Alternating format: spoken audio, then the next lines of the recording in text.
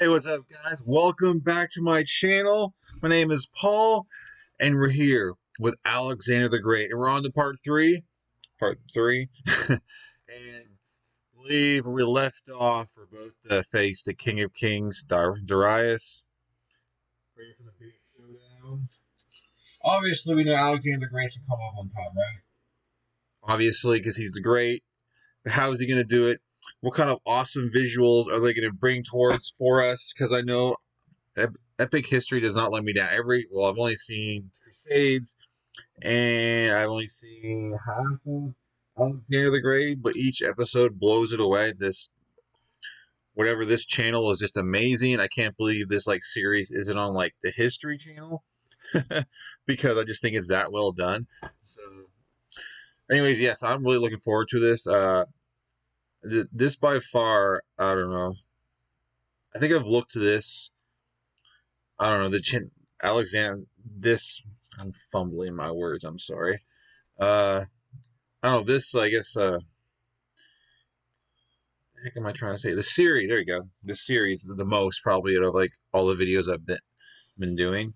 I don't know. I really have fun with it. I mean, it's not like it's comedy or anything. I just love the serious history on it and stuff. It's a big change, and yeah, the visuals. I just really love it a lot. So, without further ado, let's get to part three, guys. They're about to meet Darius, so I'm expecting a big battle. Big battle. So let's do it, guys. Before we do, please hit the like and subscribe, guys. Thank you very much. And here we go, guys. Alexander the Great.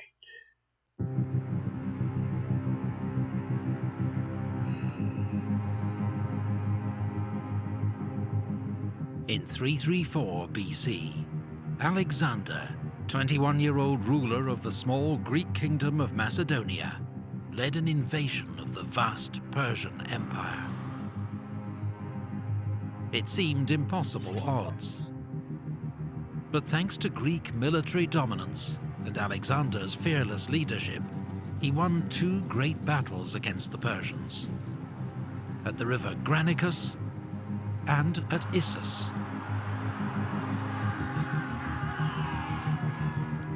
Having subdued Persian lands west of the Euphrates River, he now headed east into the empire's heartlands, seeking a final showdown with the Persian king, Darius III.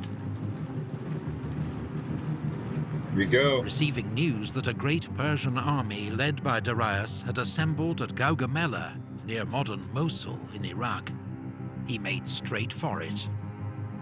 He's not afraid. This was Darius's last chance to stop Alexander, and Alexander's chance to smash Persian power once and for all.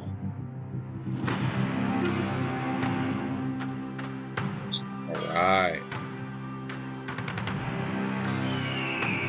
Darius had chosen to fight on open ground, where his advantage in numbers would be more telling. His soldiers had also worked hard to clear and flatten the terrain to make it suitable for Persian war chariots. By modern estimates, the Persian army was between 50 and 80,000 strong, and made up of contingents from across the empire. That's just mind-blowing. Just 80,000 people, talking about entire stadium worth of people just lined up, just ready to go to war. Against another stadium full of people lined up. Man, I think be a bystander. I want to see that. It would be to see that, man. It'd be gruesome. But anyways, back to the show. Across the empire, infantry from Syria and Babylonia, cavalry from Armenia, India, and Central Asia, up to 200 scythed chariots, even a handful of war elephants. Alright. Alexander's army was smaller and may have been outnumbered by as much as 2 to 1. He deployed his units in their usual formation. On the left flank, Thracian and Thessalian cavalry, commanded by Parmenion. In the center, the Macedonian veterans of... I'm sorry, I keep pausing. It had to be intimidating, like seeing like war elephants on the other side. Like, damn, like, elephants just gonna charge and just, you know, just run through you. I mean, they don't even have to, just running through you would kill a bunch of people. But like this cool visual, that's amazing. the Macedonian veterans of the phalanx, each armed with their 18-foot sarissa pike. On the right flank, Alexander with his elite cavalry, the companions, and his best infantry, the hypaspists. These were the units with which Alexander planned to launch his main attack. Greek hoplites formed a second line and supported both wings, which were angled back to guard against encirclement by the Persians.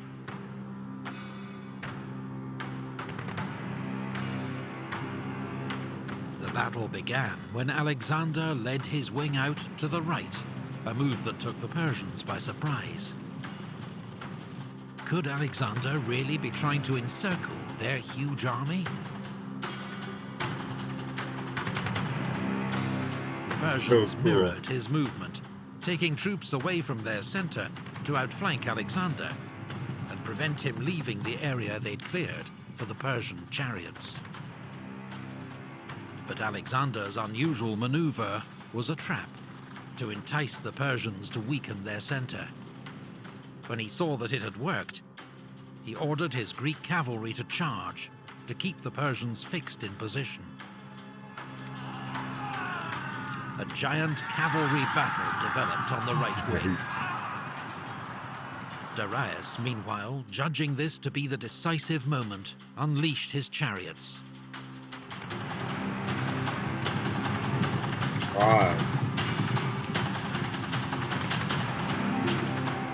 But expert Agrianes javelin throwers took out horses and crews, while the Greek infantry opened lanes, allowing the chariots to pass harmlessly through. Oh, nice.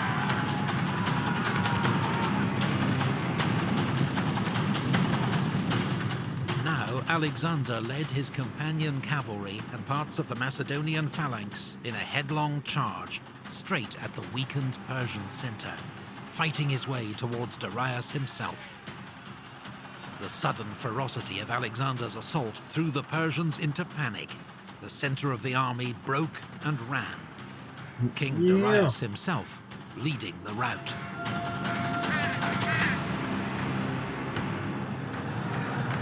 But Alexander's left wing was in serious trouble. Parmenion, facing a huge onslaught by Persian cavalry, was virtually surrounded. Indian and Scythian horsemen had even ridden through a gap in the Greek line. But rather than wheeling and attacking the Greeks from behind, they'd carried straight on to loot their camp. What? Parmenion sent a desperate appeal to Alexander for help. The king abandoned his pursuit of Darius, regrouped, and charged the Persian right wing. Yeah.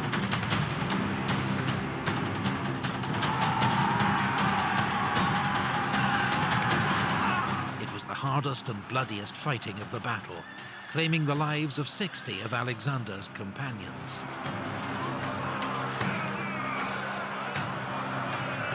Finally, as news of Darius's flight spread across the battlefield, the last Persian horseman turned and fled.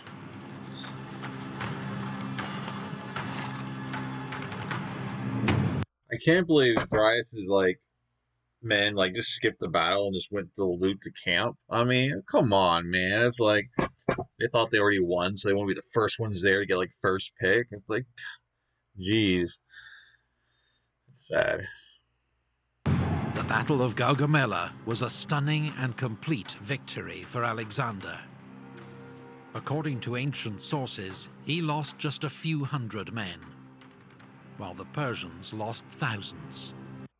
I just love, like, you just think about like old time warfare, where if they just charge at each other, and you don't really think about the strategy wise of trying, like they try to pull their center, weaken their center, and I don't know, just a little flanking. I don't know.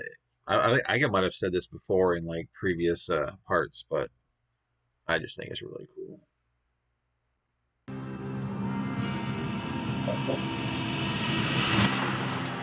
Alexander had routed Darius's great army. And now the road to Babylon, the empire's main capital, lay open. The Macedonian king entered the great city in triumph, recognized by Persian officials as its new rightful ruler. So too at the city of Susa, where Alexander ceremonially took his seat upon the royal throne of Persia. Nice. In the Zagros Mountains, at a pass known as the Persian Gates, a courageous Persian force held up Alexander's army for a month. The Greeks eventually found a mountain path that bypassed their position, allowing them to encircle and wipe out the defenders. In early 330 BC, Alexander reached Persepolis, the empire's ceremonial capital. Alexander wanted to appear as a liberator to the Persians, as a legitimate successor to King Darius. But now he ordered Persepolis to be pillaged and burnt. Retribution for the Persian invasion of Greece and the burning of Athens' sacred temples in 480 BC. Okay. Alexander now headed north into Media, where Darius had taken refuge in the royal city of Ecbatana. Alexander was determined to capture Darius, but the fugitive king fled east in the hope of raising a new army in the provinces of Parthia, Bactria, and Sogdia. Get back here, you chicken. It was not to be. As Alexander closed in, the Persian king was murdered by one of his own governors, Bessus, who then proclaimed himself the empire's new ruler. No. Alexander gave orders for Darius to be buried in the royal tombs of Persepolis, alongside his ancestors. Then he paused to organize his vast new empire. Alexander appointed viceroys to rule the provinces on his behalf, keeping several Persians who had sworn loyalty in their posts. Then he resumed his march east, his goal to find and kill the usurper Bessus, subjugate the empire's eastern provinces, and reach the far edge of the world. Nice. Research and artwork for this video. I feel like amazing, like the whole world. It's like obviously that's not the whole world. It's just like a small part of it, but like for them, it's the whole world, and so that's really cool. And also, it's really cool that what was I gonna say? So I mean, there's I forgot what I was going to say. Oh, but that has to be the last main battle, because the guy's fleeing. I can't see him gathering a big force. So I'm not sure how the rest of this is going to go, because I've only got one more part, unfortunately, and it's probably gonna go over the rest of what he's going to rule, or the rest of what he'll have to take. I keep fumbling. I'm sorry, guys. The rest of what's he's gonna rule over, and I guess or more of his downfall, of how he dies and stuff like that. So not looking forward to that, because it's a really great series. I love it, and it's gonna be bittersweet. But thank you guys for watching. Let me know in the comments below if you guys really enjoyed this. I have. Please like and subscribe, and we'll definitely catch you guys in the next part. I appreciate it, guys. Appreciate the support. Thank you very much.